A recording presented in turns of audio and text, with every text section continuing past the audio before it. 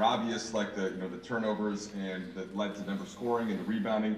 When you look back at Game 4 last night, in a win, right? Is it as easy to pull some things out for adjustments heading into Game 5? Of course, it's best when you can teach and improve after wins. Those are best case scenarios, and we had a great film session this morning on things we can do do better on the defensive end in particular. A lot of areas we can still improve and have to improve if we expect to win this series.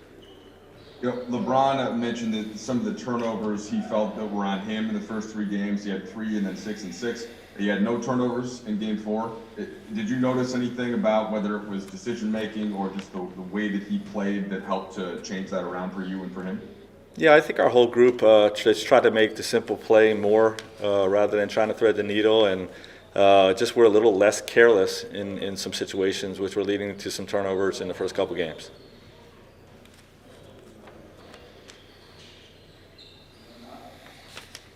Hey Frank, it's Dave.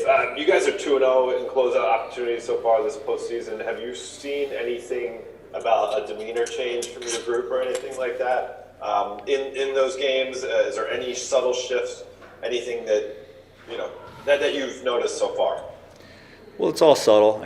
Our group's demeanor in all of these playoff games has been to treat everyone like a must-win. And, I would say that same mindset has applied to the closeout games we had against Houston and Portland. And we know those are always the most difficult wins to get in a series. And, we expect this to be no different.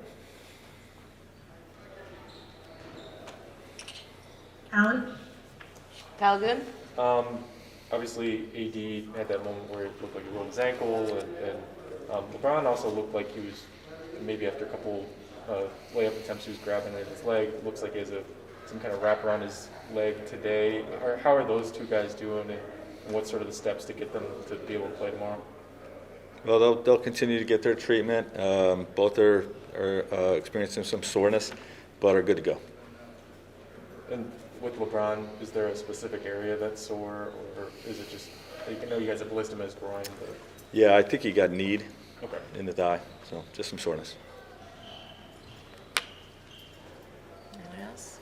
Tanisha, we're pretty quiet over here. Do you have anybody on your end? Yeah, I have 3 we can take. We'll go with Alan Sliwa. Hey, Coach. Between LeBron and AD yesterday, 28 free throws from both those players. Is it as simple as just saying that, they were more aggressive last night, or there's other things that you look into? And when they do take that many free throws, what are some of the benefits that comes with it? Well, obviously the free throw is the most efficient play in the game. One of our guys being aggressive going to the basket, and I was just proud of their aggressiveness in that game. What's up?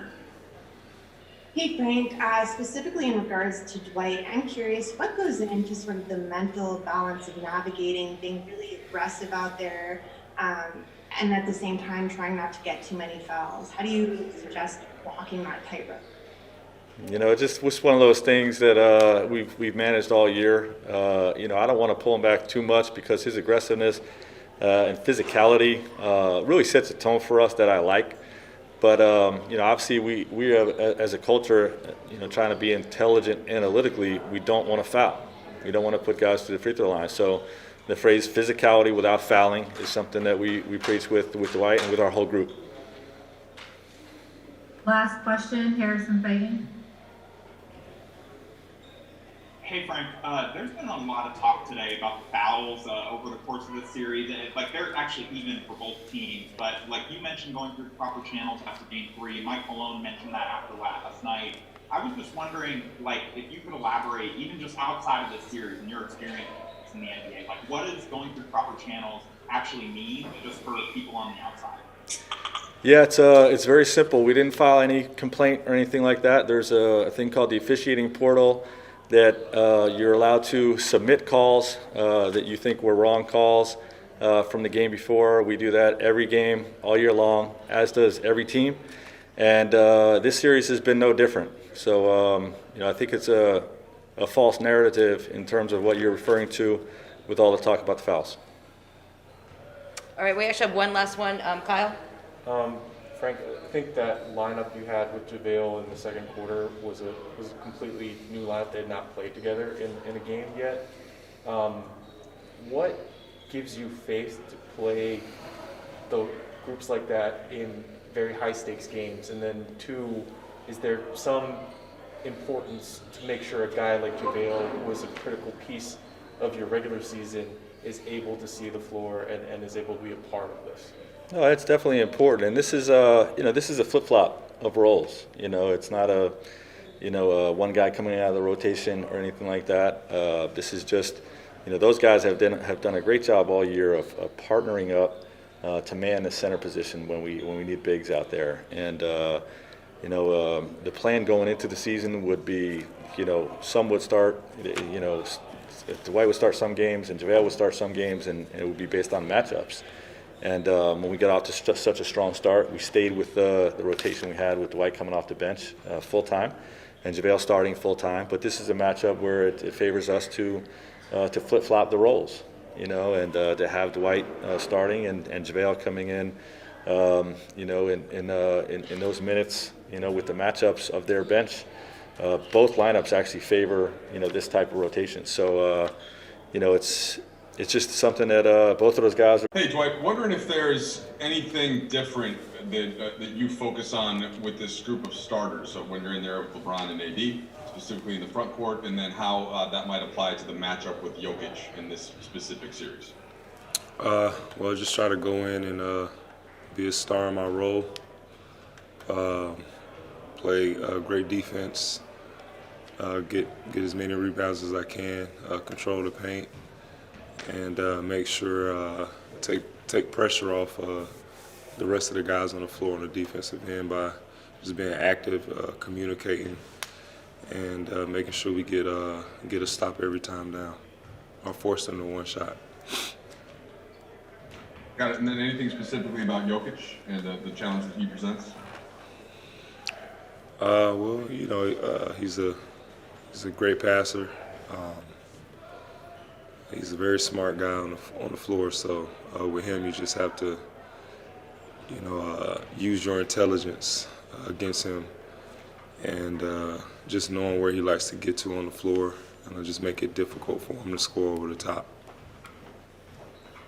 Hey, Dwight, it's Dave. I'm sure there were times in your career when you were the focal point of your team's offense where there was an opposing player whose part of their strategy was to be an agitator when defending you.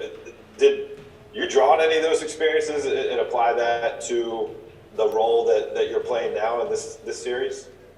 Not at all. Just going out there and doing my job, working hard, and that's it. Hey, Dwight, it's Bill Oram. Pulling back and going big picture a little bit, when you consider your history with this franchise and the fan base and the journey you've been on over these last 8 years, what does it mean to you to be playing the role you're playing and being such a pivotal piece of getting this team, this franchise, within a game of the finals? Nothing in the past matters anymore. It's all about this moment and just doing whatever it takes to win. Allie? Kyle? Dwight obviously had a very impactful first half. It looked like there was a moment in the fourth quarter when Markieff fouled out that you looked like you might be ready to sub in. How did you respond to that moment, not getting in the game in the critical moment, and where are you kind of sitting with that today? We won the game, and that's the only thing that matters. Dan? The first 8 minutes or so in the first quarter, it seemed like, your energy was even, I think, at a different level than typical. Do you think any of that had to do with kind of the news that you were going to start? Was that something that you caught, that you decided, like, I need to come out and really make myself felt in this game? And how did you balance sort of that energy with trying not to foul, too? Just, like I said earlier, just using your intelligence against a guy like Joker. Obviously the way he plays is different from what, us bigs have been accustomed to in the past. So playing without fouling, playing without being too physical and aggressive at times, especially early in the game, was key. Also knowing that early in the game he doesn't want to pick up quick fouls, so just being aggressive on the offensive glass and just trying to get every rebound. So it doesn't matter if I start, if I come off the bench, if I play 5 minutes, I'm always going to have high energy and give this team any boost I can, even if I'm sitting on the bench. Kyle? Dwight, you guys, obviously you guys know about Denver's history with the 3-1 leads and how dangerous they've been in that position. What's sort of your mentality, or what do you think the team mentality is approaching this Game 5? It's simple. The job is not finished. Anything that you have discussed about sort of making sure that you finish the job? Go out there and dominate from first quarter to fourth quarter. Don't worry about the refs. Don't worry about missed shots. Just go out there and do what we do best and play Laker basketball and get a good win. All right, back to you, Tanisha. So Tanya.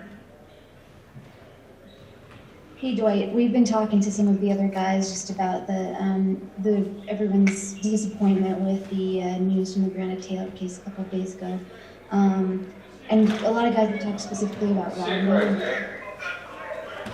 A lot of guys have talked specifically about Rondo being from Louisville and how this is kind of an added layer of difficulty for him because of that connection. I was just wondering what kinds of conversations you and he have had about the challenge of sort of both being here and also wanting to be there for your community in a time like this. Well, we've had a lot of discussions about, certain things, and I would rather keep that between me and him.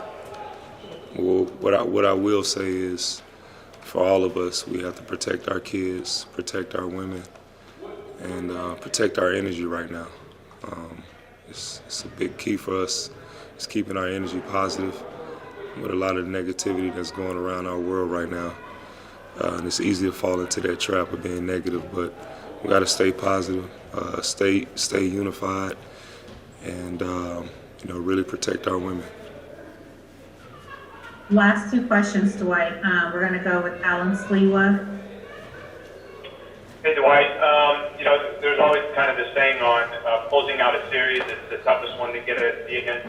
Just your experience being in the postseason for so many years, what are some of those challenges in those final games and some of the challenges you think you'll face against Denver? Well, they're going to give us their best shot. They're not going to let up. They're a really good team. They're very well coached. We understand that. But we're one step closer to our dream, so we're not going to let our foot off the gas. I think we're going to bring more intensity than we brought before. We have a well-experienced group of guys on our team, even coaches. We understand how important this series is and this game is, and I think we should treat it like a Game 7 with our intensity and our effort, and just play as hard as we can. Last question, Brad Turner. Right, obviously you guys are one game away from getting to the finals, but you haven't been in the finals for 11 years, the Lakers as an organization for 10 years. How important is it now you think back to just relish these moments because you never know when it may come again? Just stay in this moment. Can't look back, can't look forward. We can only stay in this moment right here that we have.